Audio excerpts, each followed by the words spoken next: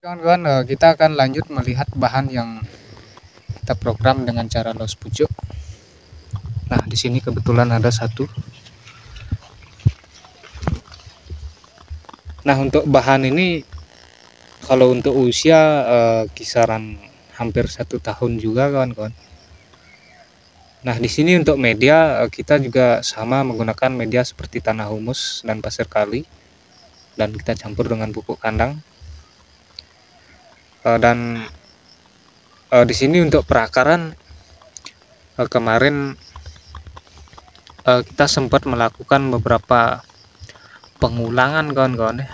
Nah, kadang-kadang kan akar sancang itu ada yang pertumbuhannya bisa berdempetan seperti ini, kawan-kawan ya. Nah, ini kebetulan kemarin dia berdempetan ke sini. Jadi kita pangkas miring. Di sini ada bekasnya, kawan-kawan.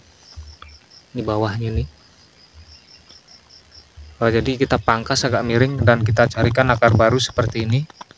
Jadi hasilnya dia di sini bisa lurus, kawan-kawan ya, dengan yang lainnya bisa menyesuaikan. Nah, jadi seperti inilah kalau programan kalau keunggulan programan los pucuk, kawan-kawan ya, kita bisa mengulang untuk di bagian perakaran. Kalau ada akar yang posisinya kurang bagus, kita bisa bikinkan ulang dengan cara seperti ini. Kalau dia berdempetan, kita pangkas dan kita carikan terusan akar baru dan kita besarkan biar sesuai dengan yang lainnya, kawan-kawan ya. Nah, di samping itu juga kalau los pucuk itu dia daya pertumbuhannya fokus ke bagian akar, kawan-kawan ya. Jadi biasanya kita lebih mudah mendapatkan karakter yang agak memblimbing di bagian bawahnya ini nanti, kawan-kawan ya. Nah, contoh seperti ini. Dan kalau dia posisi akarnya agak jarang, kita juga bisa program dengan ukuran yang agak besar nanti, kawan-kawan ya. Nah, di sini juga kita ada satu programan yang sudah kita konsep kemarin. Nah, ini adalah programan belah batang dulunya, kawan-kawan. Kita lihat dari sini saja. Nah, yang ini kita program dengan cara belah batang, tapi pecah sepit, kawan-kawan ya. Kita pecah sedikit saja di bagian bawahnya itu. Jadi kalau bisa kita pecah sedikit saja, jangan terlalu panjang, kawan-kawan ya. Jadi kalau panjang sekali biasanya proses penutupannya juga agak lama, kawan-kawan. Nah, ini kebetulan sudah kita konsep kemarin untuk di bagian terusan cabang. Nah, kalau programan belah batang ini kalau pertumbuhannya bagus, nanti juga hasilnya lumayan bagus, kawan-kawan ya. Nah, di sebelahnya itu kita ada cara program yang agak sedikit sedikit sadis, kawan-kawan ya. Nah, coba kita cek sana. Nah, kondisinya seperti ini, kawan-kawan. Jadi kenapa di sini kondisinya seperti ini?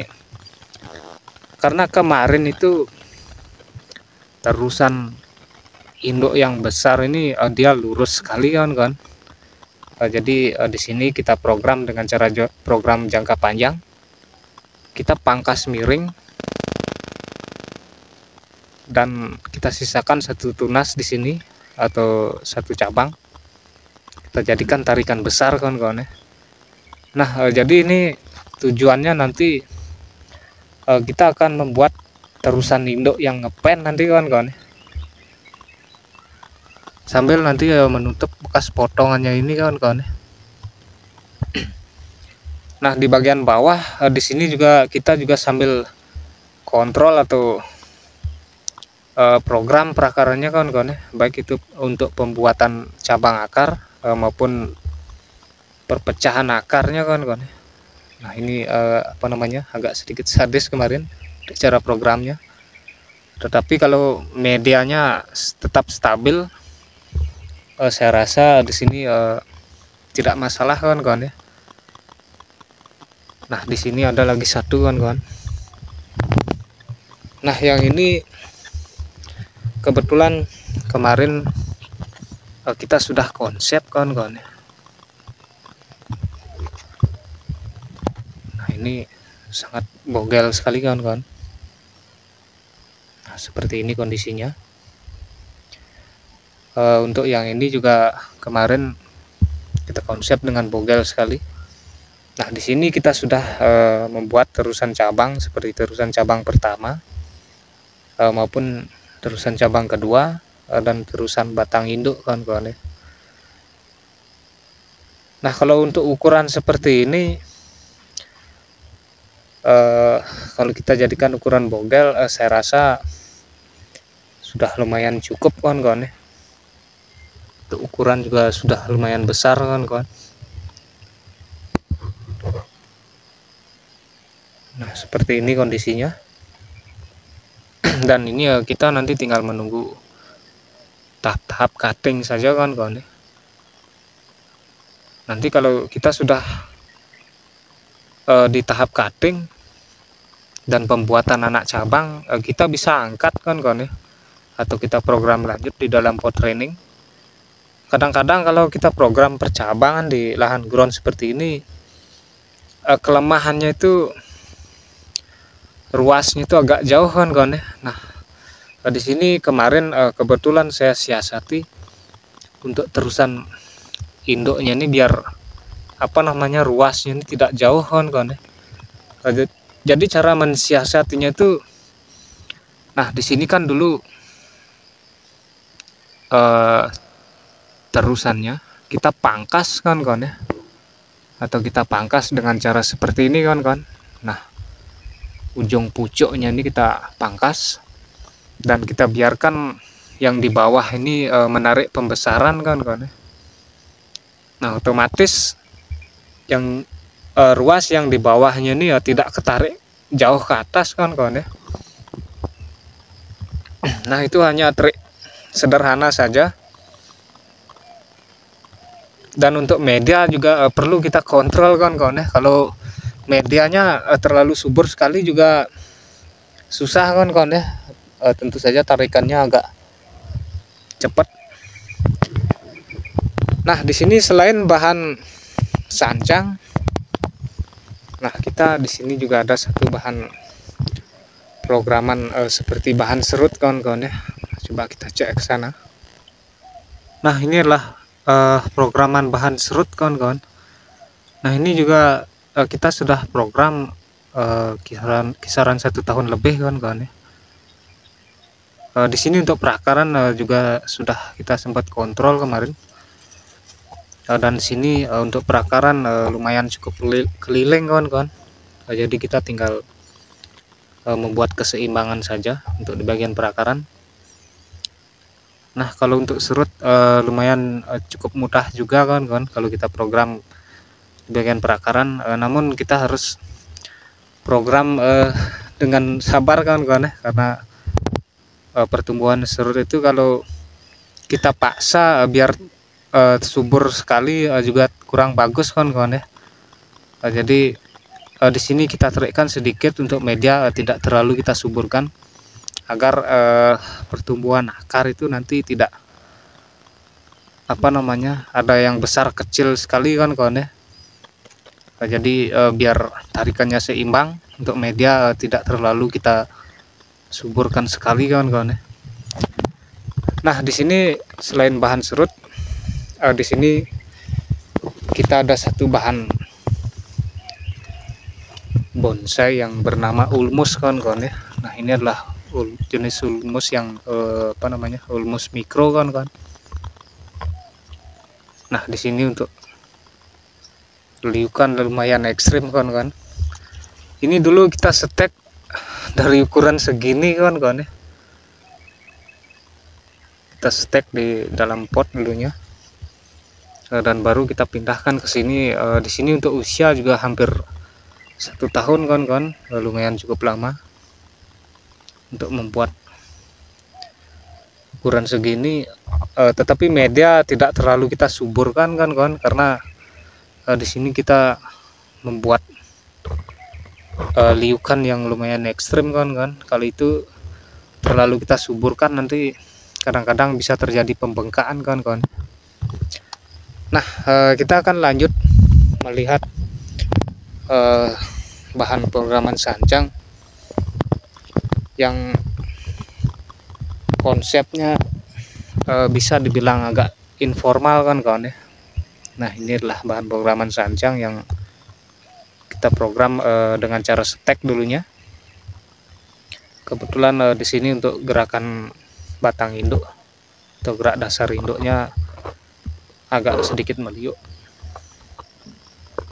Nah, di sini untuk perakaran kita tinggal menunggu pembesaran yang lain saja kan. Nah, contoh seperti ini kita akan besarkan dulu agar di bagian pinggangnya ini nanti bisa terbentuk karakter bling-bling seperti ini kan ya.